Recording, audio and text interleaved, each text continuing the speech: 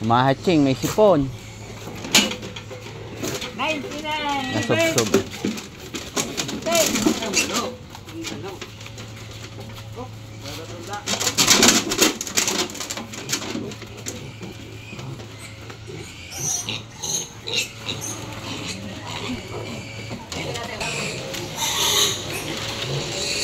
Saan?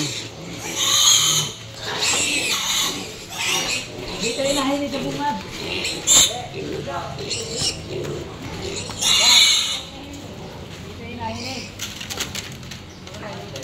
Ba, ang linis na? Ilan daw ba to?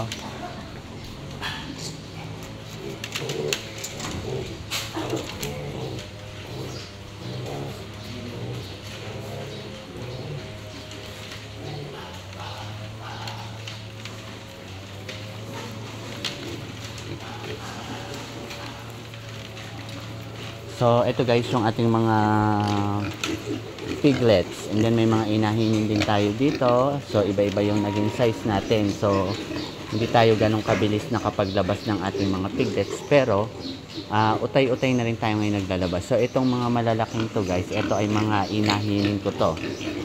So, pampalit natin sa ating mga naging mortality, mga defective, yung mga nilabas natin for culling.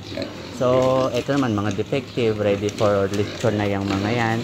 So, kung may nangangailangan ng lechon, ito yung mga pambigay natin. Ito, inahinin din to mga katropa pigs.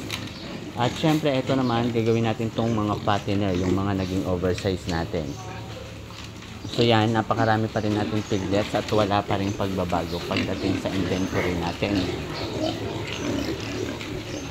So, syempre, merong aanak, merong aanak, merong ilalabas. So, palitan lang tayo.